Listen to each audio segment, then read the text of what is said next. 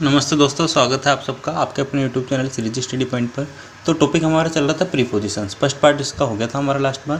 तो आज हम देखते हैं इसका पार्ट सेकंड। ठीक है, अब सबसे पहले हम देखते हैं सिंस और फॉर। ये क्या है? टाइम वाली प्रीपोजिशंस है। इनका हम कहाँ यूज करते हैं? तो सबसे पहले देखेंगे सिंस के लिए। सिंस हम बोलते हैं समय का बिंदु, यानी आपको एग्जैक्ट पॉइंट ऑफ टाइम दिया जाएगा या निश्चित समय आपको दिया जाएगा। ठीक है, जैसे we use since to talk about a point in the past. अब देखिए ये कहाँ पे काम में आएगा? हमेशा पास्ट में ही काम में आएगा। A specific point of time, यानी पास्ट में कोई भी समय का निश्चित बिंदु आपको दिया जाएगा, वहाँ पे आपको क्या करना है? सिंस का प्रयोग करना है। ये कैसे करेंगे हम आने वाले एग्जांपल्स में समझेंगे। ठीक है, वहीं फॉर का प्रयोग हम कब करते हैं? कोई समय अवधि आपको देंगे। ठीक है, अब समय का बिंदु तो क्या हो गया? समय का बिंदु जैसे मैं बोलूँ कि जैसे एग्जैक्ट 5 बज रहे हैं या एग्जैक्ट 1992 ईयर में, वैसे ही समय की अवधि क्या हो जाएगी? जैसे 2 आवर्स हो गए या 5 ईयर्स, 3 ईयर्स। तो समय की अवधि का मतलब क्या होता है? कुछ समय का भाग। तो और समय का निश्चित बिंदु क्या हो जाएगा? एग्जैक्ट टाइम आपको देंगे। दोनों में ये डिफरेंस है सिंपली। फिर है फॉर का यूज हम कहाँ करते हैं? We use for to talk about a length of time.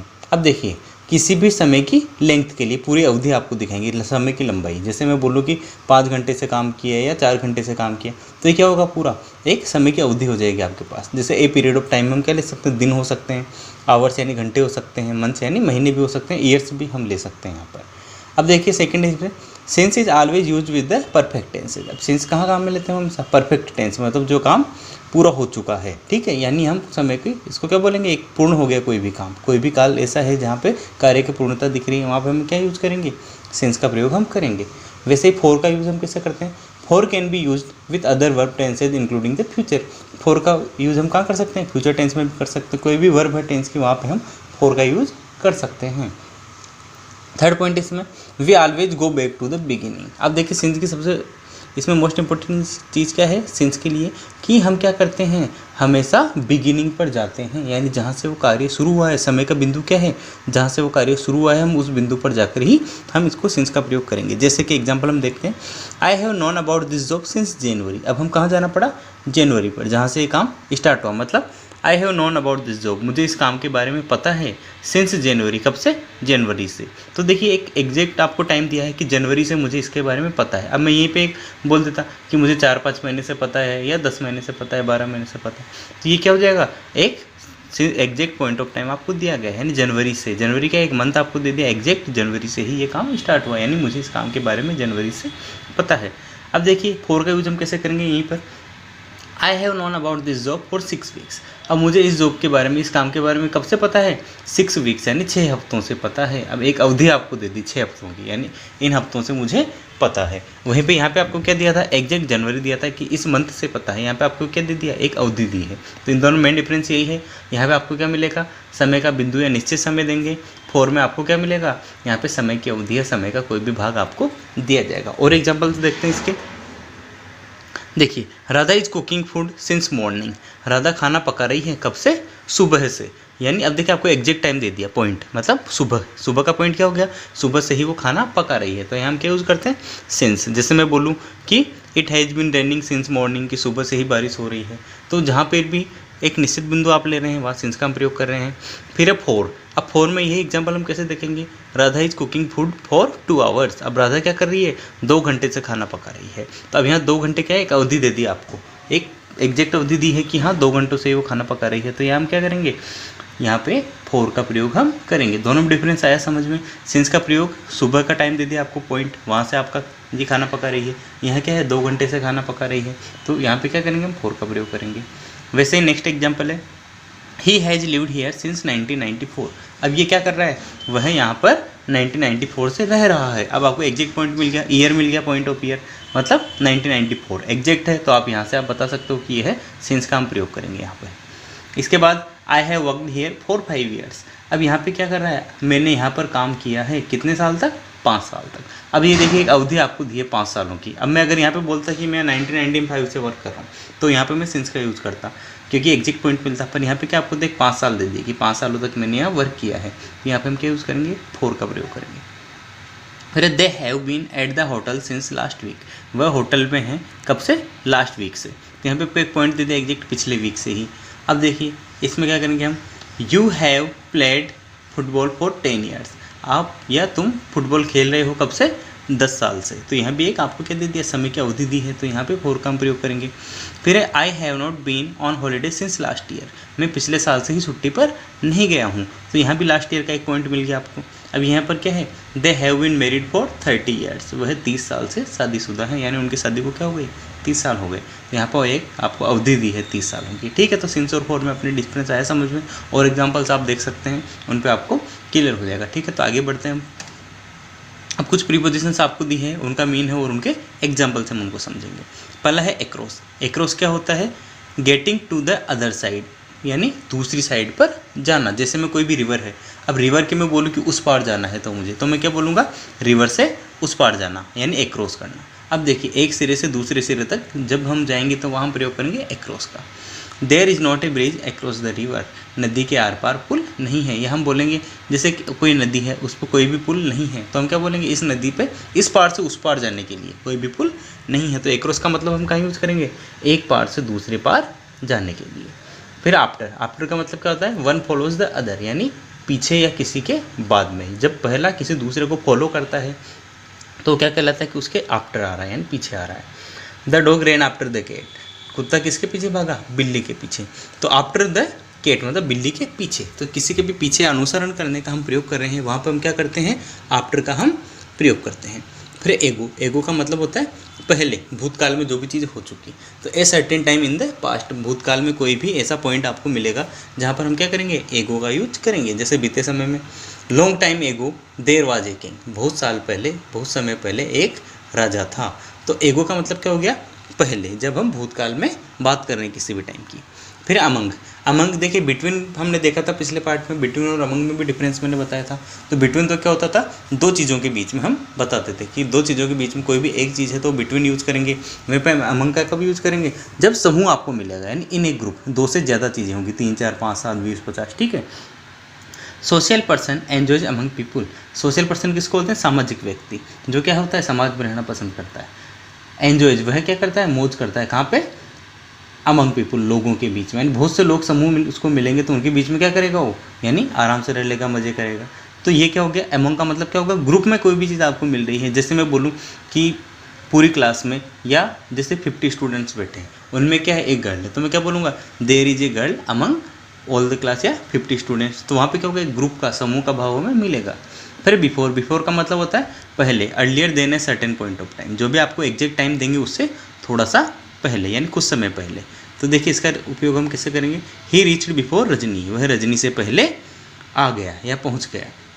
तो किसी से पहले आ गया, ठीक है, किसी से पहले, किसी दूसरे से पहले। तो यहाँ पे हम क्या यूज़ कर रहे हैं, बिफोर का मतलब पहले। एक बिफोर का हम सामने के लिए भी यूज़ करते हैं, ठीक है, वो अलग पॉइंट है आपका।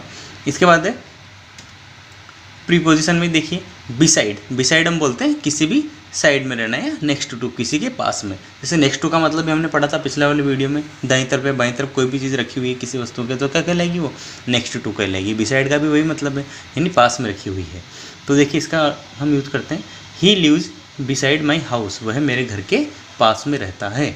तो अब यह मैं बोलूँ कि मेरे घर के पास एक स्कूल है, तो मैं क्या बोलूँगा, there is a school beside my house, ठीक है। तो हम किसी भी चीज़ के पास में दूसरी चीज़ की स्थिति दिखा रहे हैं, दाईं या बाईं तरफ कहीं भी, वहाँ पे हम बिसाइड का भी यूज़ करते हैं। फिर है बिटवीन, अमंग और बिटवीन का मैंने डिफरेंस बताया था। Something is on each side, ये क्या है, किसी के भी बीच में, मतलब किसी के चीज़ के, किसी चीज़ के दोनों तरफ कोई अगर चीज़ें रखी हुई है तो क्या कहलाएगी, बीच वाली चीज़ हमारी, कि बिटवीन है दोनों के बीच में। जैसे he is sitting between his parents, वह अपने माता पिता के बीच में बैठा है। फिर बाय, बाय का यूज हम कहाँ करते हैं, इन the sense of at the latest, यानी आखिरी सीमा तक। लेटेस्ट किसको बोलते हैं, सबसे अंत वाली पार्ट, यानी आखिरी सीमा तक। अब देखिए, I shall be back by 6 o'clock, मैं वापस आ जाऊँगा कब तक, 6 o'clock, 6 बजे तक। तो लिमिट आपको दे दी कि 6 बजे तक तो मैं आ ही जाऊँगा, इससे आगे लेट नहीं होऊंगा। तो एक लास्ट जो सीमा आपको दे दी, आखिरी सीमा, उसके लिए हम क्या यूज़ करते हैं, बाय का प्रयोग करते हैं, ठीक है। अब बाय का ही दूसरा प्रयोग और हम देखते हैं, लेफ्ट और राइट ऑफ समबडी और समथिंग, किसी भी चीज़ के या किसी आदमी के दाईं तरफ या बाईं तरफ बैठना, ठीक है, दाईं तरफ या बाईं तरफ होना, किसी के एक तरफ होना। She is standing by the car, वह कार के पास खड़ी है। तो बाय का मतलब क्या हो जाएगा, किसी के पास में हम स्थिति दिखा रहे हैं, वहाँ पर भी हम बाय का प्रयोग करते हैं। फिर है क्लोज टू का प्रयोग हम कब करते हैं, वही नियर या किसी से नज़दीकी दिखाने के लिए। क्लोज होता है ना किसी, जैसे हम बोलते हैं वो उसका बहुत क्लोज है, नज़दीकी है, तो क्लोज टू का प्रयोग हम कहाँ करते हैं, नियर यानी पास में, नज़दीक का भाव दिखाने के लिए। जैसे market is close to my house, market कहाँ है, मेरे घर के नज़दीक है। या मैं बोलूँ कि my school is close to my house, मेरा विद्यालय कहाँ है, मेरे घर के पास है। ठीक है, तो जहाँ नज़दीकी का भाव हम दिखा रहे हैं वहाँ भी हम क्लोज टू का प्रयोग करते हैं। फिर है डाउन का मतलब होता है फ्रॉम हाइट टू लो, यानी ऊपर से नीचे आना। जैसे ही केम डाउन द हिल, वह पहाड़ से नीचे आ गया। तो डाउन का मतलब तो बहुत ईजी, आप समझते हो आराम से कि ऊपर से नीचे आना डाउन कहलाता है।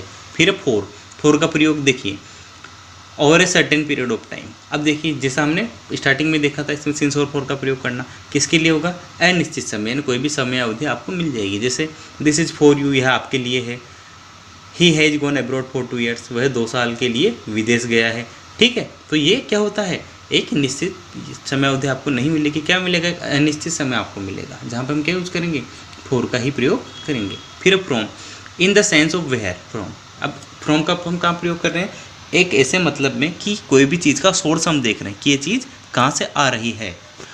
वेयर फ्रॉम, कहाँ से आई है। ठीक है, जैसे ही कम्स फ्रॉम नोएडा, वह नोएडा से आता है। या मैं बोलूँ कि ही इज कमिंग फ्रॉम, या ही कम्स फ्रॉम स्कूल, वह विद्यालय से आता है। ठीक है, तो से का प्रयोग कब करेंगे, जहाँ किसी चीज़ से कहाँ एक जगह से दूसरी जगह जाने के भाव में हम फ्रॉम का प्रयोग करेंगे। फिर inside, opposite of outside simply, यानी बाहर का उल्टा क्या हो गया, अंदर। आउटसाइड तो क्या होता है, बाहर की तरफ, इनसाइड क्या होता है, अंदर की तरफ। तो इनसाइड का यूज़ हम कहाँ करते हैं, जहाँ अंदर का भाव दिखा रहे हैं किसी भी चीज़ में। You should not stay inside the car, तुम्हें कार के अंदर नहीं रहना चाहिए। तो इनसाइड का मतलब क्या होगा, अंदर की तरफ। जैसे मैं बोलूँ कि राम घर में बैठा है, तो मैं क्या बोलूँगा, Ram is sitting inside his house, Ram अपने घर में बैठा है। तो वैसे हम क्या करेंगे, इनसाइड का प्रयोग करेंगे अंदर का भाव दिखाने के लिए। फिर आउट ऑफ, किसी चीज़ को छोड़ देना, मतलब निकलना वहाँ से। आउट ऑफ बोलते हैं कि निकल जाना, जैसे बाहर आना है किसी चीज़ को छोड़ना। The cat jumped out of the window, cat ने क्या किया, बिल्ली ने खिड़की से बाहर कूद गई। यानी किसी भी चीज़ को छोड़ना, वहाँ से निकलना क्या कहलाता है, आउट ऑफ। वहाँ पे हम आउट ऑफ का प्रयोग करते हैं। फिर हमारे पास ओवर क्या होता है, कवर्ड बाई समथिंग एल्स। अब देखिए एक ओवर हमने देखा था पिछले पार्ट में, पार्ट 1 जो था हमारा इसका वीडियो का, उसमें क्या होता है, ओवर का मतलब ऊपर के भाव में हम दिखाते थे। ठीक है, अब यहाँ पे हम एक और यूज करते हैं इसका, कवर्ड बाई समथिंग एल्स, किसी चीज़ से दूसरी चीज़ से ढका हुआ, यानी किसी चीज़ के ऊपर ढक देते हैं हम। इसके जैसे मैं बोलूँ कि ब्लैंकेट हमने क्या किया, अपने ओवर यानी अपने ऊपर ओढ़ लिया, तो इससे क्या होता है, ऊपर किसी चीज़ से ढकने के अर्थ में हम ओवर का प्रयोग करते हैं। इसका एग्जाम्पल देखते हैं, put A jacket over your shirt, shirt के ऊपर जैकेट पहन लो। ठीक है, तो किसी भी चीज़ पे दूसरी चीज़ से ढकना क्या कहलाता है, ओवर यानी कवर करना। तो वहाँ पे हम क्या यूज़ करते हैं, ओवर का यूज करते हैं। फिर है राउंड क्या होता है, एक सर्किल में, जब हम गोलाकार में बोल रहे हैं किसी भी चीज़ को कि सर्किल में है, गोल आकार में है। तो इसका एग्जाम्पल हम देखते हैं, we are sitting round the camp fire, हम कहाँ बैठे हैं, कैंप फायर के चारों तरफ बैठे हैं। कैंप फायर क्या होती है, आपने देखा होगा कई बार, कई लोग आग जला के बीच में और बैठे रहते हैं चारों तरफ, तो वो क्या होता है, इन्हें सर्किल, एक राउंड में बैठे होते हैं। तो राउंड का हम पर कहाँ प्रयोग करते हैं, किसी भी गोलाकार वस्तु के बारे में, किसी गोलाकार स्थिति के बारे में हम बात कर रहे हैं। फिर है टू का प्रयोग क्या होता है, टूवर्ड्स या समथिंग, किसी की तरफ जाना। ठीक है, जैसे I am going to school, मैं स्कूल जा रहा हूँ, मतलब किसी चीज़ की तरफ जाना, या किसी भी दिशा में किसी भी जगह पर जाना क्या कहलाता है, टू। वहाँ पे हम यूज़ करते हैं टू का।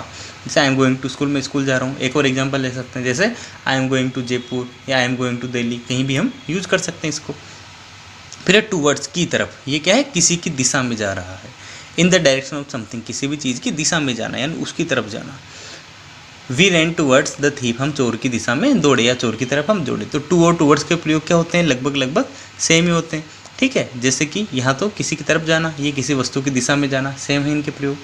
ठीक है, तो ये आपका हो गया पार्ट नंबर 2 कंप्लीट, और प्रीपोजिशंस हमारे भी कंप्लीट हो गए। यहाँ पर और कुछ प्रीपोजिशंस बचते हैं, तो हम ट्राई करेंगे नेक्स्ट वीडियोज में इसको कवर करने की। तो अगर आपको वीडियो अच्छा लगा है तो चैनल हमारा ज़रूर सब्सक्राइब करें। Thank you very much.